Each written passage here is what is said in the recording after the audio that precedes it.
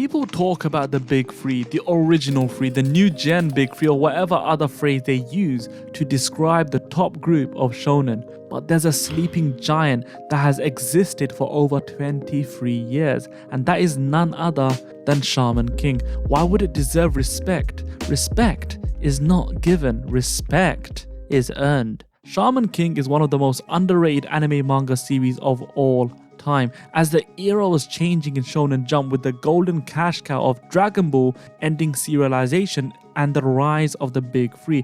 Eiichiro Oda's One Piece in 1997, Masashi Kishimoto's Naruto debuting in 1997, and Tai Kubo's Bleach debuting in 2001. But right in the middle of this newfound big three, in the year of 1998, Hiroyuki Take did something different. He did something completely against the norm. Take released Shaman King. All four had anime adaptations, with Naruto, One Piece and Bleach forming what was known as the Big Three. Over in the West, the late 90s and early noughties, the hype garnered by anime dubs from Dragon Ball Z, Naruto and Yu-Gi-Oh were absolutely insane. Now those properties were already massive in Japan, but they just clicked extra with the Western fans. Among them was a sleeping giant which came out in 2001 in Japan and 2003 in the West, and that was Shaman King. Shaman King was a weird one. People in the West enjoyed it, but it seemed more niche.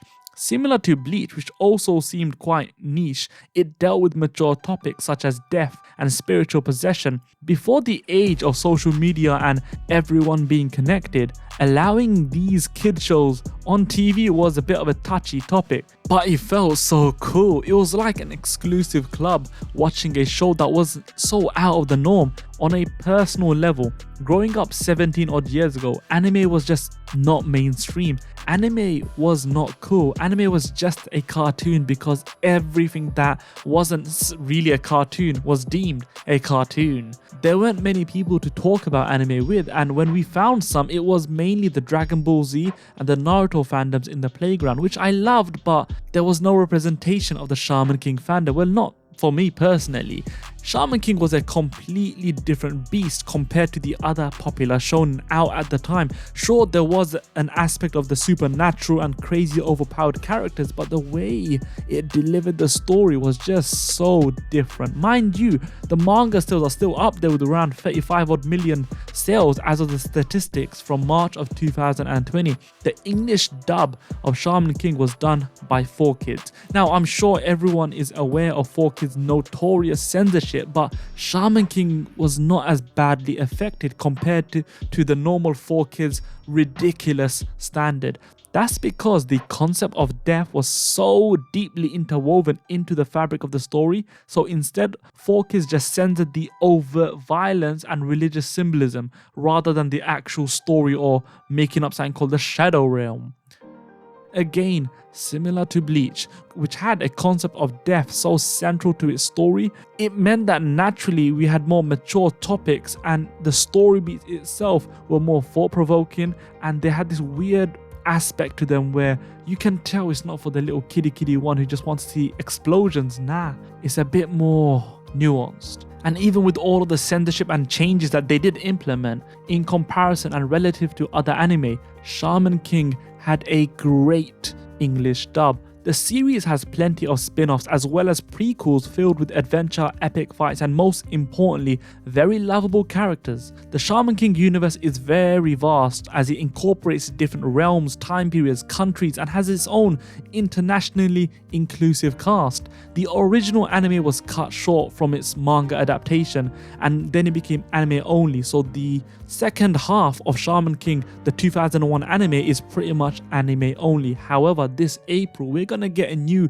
Shaman King series that will follow the manga and adapt it thoroughly. Now, this is what Shaman King fans have been crying out for all of these years. We've been craving a new Shaman King anime, and there was always plans for it, but Take would just pull the plug. Or we would hear something news and would think, okay, could this be season 2 or a new Shaman King anime? Because the original anime left off on somewhat of a cliffhanger, an open-ended story. And I remember very vividly, me and my mates, we heard news of Shaman King, some big announcement. We got excited. Is there going to be a continuation? No, it was Shaman King Zero, which was great because we got backstories and such for many of our most beloved characters who I personally think are one of the best in all of Shonen. But it was Shaman King Zero. Obviously, we would have loved another anime, and having a new anime that's going to adapt the manga more thoroughly is great. I can't fathom, nor can I really explain in a couple of seconds how excited or how happy it really makes me feel.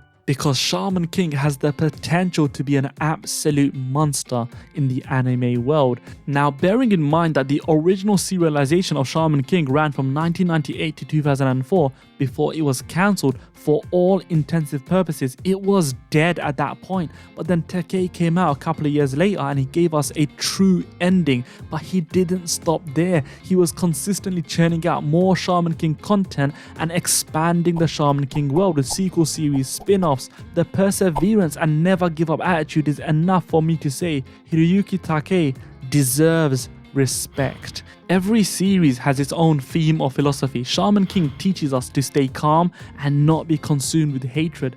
This theme is personified by the series protagonist, Yoh Asakura. Now, this show could not have come at a better time, where the world has been put on pause in 2020, and due to a global pandemic, we are moving at a snail's pace back to normality in 2021. It felt like the world was in a panic and set alight in flames. What better character to learn from than Yoh, who is keeping calm and keeps his cool against an antagonist who uses the spirit of fire. A literal and metaphorical lesson that we can only move forward when we are calm. You'd think it's some super serious show. Wrong. The comedy is top tier and easily has the funniest gags that don't ever affect the narrative in any way. A great series is defined by how the characters move the audience, how they force us to think, cry, and laugh. The main character Yoh is so different to most others. He isn't chasing the title of Shaman King as how Asta from Black Clover wants to be the Wizard King or Naruto wants to be the Hokage. He isn't doing this to be a hero like Izuku from My Hero Academia,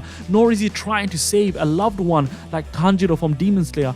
Yoh wants to simply have an easy life and just be lazy. A dream we can all relate to, a dream we all share. Shaman King has action but banter that grounds it. The humor is not over the top, but it simply is like watching a bunch of mates having a good time. Shaman King is the undervalued friend that made us laugh and think during an era of the big three. It is time for it to be recognized for its value. It's time to respect Shaman King.